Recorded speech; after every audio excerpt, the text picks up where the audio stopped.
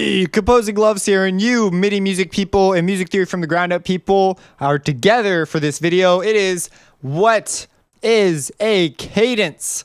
Now, this is a very important concept for you, and I'm decided to cover it before I cover phrasing. I mean, I guess now that I think about it, it makes the most sense to do it this way.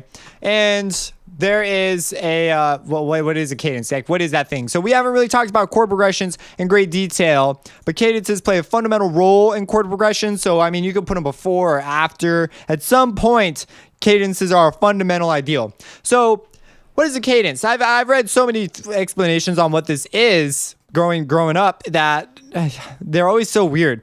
So a cadence is like you have a harmonic goal and you've reached it. And that just to me always sounded weird. Like it makes way more sense because when you're sitting down to play the piano, it's not like, oh yeah, I have this goal to hit these chords. Like that's not sort of how a cadence works. A cadence works. A cadence works when you've reached a point where your chords want to go somewhere. You have these goals already. You don't realize it, but you want these things. Those are the moments when you listen to music that are like the ooh, you know, like you just go ooh. They're like that. They're just like that's, or sometimes they're like ooh, you know. They're just the moments in music that make music what it is. And of course, there's the chords in between. So a cadence, one thing that defines a cadence is it comes at it's the realization of that goal. So you could have a whole bunch of other stuff happening, and then cadence. You're never gonna have like cadence unless you have like a 1-5-1-5-1-5-1-5. Like you're constantly realizing things, and that's back in the day that kind of stuff was sort of a thing, but nowadays you generally have some stuff going on before. So let's give you an example, because you might be saying, well, this is freaking weird harmonic gold crap stuff and this ooh, like what's this ooh? So let's do one. So here I'm going to play like a C major chord, and then we'll play a D minor chord, and then we'll go ahead and play a 5, a G major chord, and then oh, you hear that? That's the cadence. You want to go somewhere, right? Am I going to do it? Yeah, I'll do it.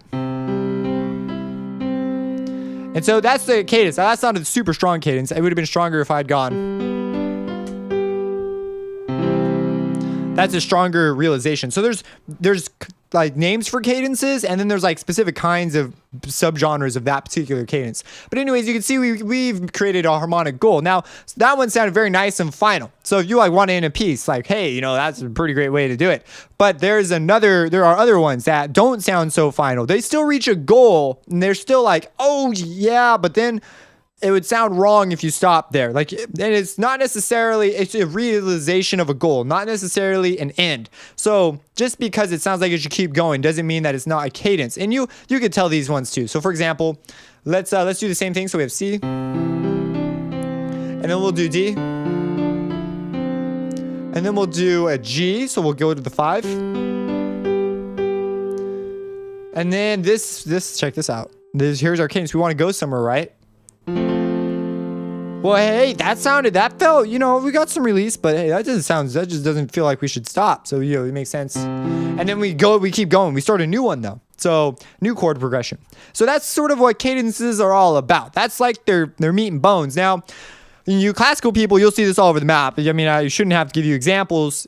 Both of you have, but the examples I like to think of are sort of some unique ways that people haven't pointed out that this is a thing, but you instinctively do this, is like in a dubstep drop when you have those chords. So you have chord, then like crazy big rip sound outlining some member of the chord of notes in that chord tones, blah, blah, blah, blah, blah, blah, and then chord. Da na na na na na na chord da na na na na. You know what I'm saying? That kind of a thing. You're hearing cadence, da da da da da da, cadence, da na na. And sometimes it's not a cadence. Sometimes it's progression continues, and then cadence, da na na na na na na. So you hear that, and a lot of people use the 5-to-1 or the 4-to-1, and they'll do all sorts of different cadences to get that feeling. Now there are names for all these things. We're going to be talking about that. I'm not really sure how crazy I want to go on this because I want to get to sort of chord progressions, but an understanding of cadences is so important. Things that you should know about cadences. The inversions matter. The way you invert it really matters, and it'll become super obvious. That's where sort of the genres break apart, because this sounds, you know, quite final, but this does not sound nearly as final, but it's the same two chords. That was still a G to a C major, still a 5-to-1. So it does, there are different, you know what I'm saying? You picking up what I'm putting down, bro? You eating what I'm cooking? So that is cadences. Hopefully you got like a pretty comprehensive understanding and are excited to learn about these. Because one of the things reading, I've learned mostly from books and books without CDs of this particular thing. So it's always been like I've had to go make it on my own in order to do it. So it's kind of nice to be actually showing someone and actually playing the actual chords, so that I think it's so much more intuitive. Like if we're making music, we might as well, write some music while we're doing it. If you have any questions about cadences, on this general level, we're not talking about like, hey, what about, I've heard of this weird cadence thing with these chords. Is that a thing?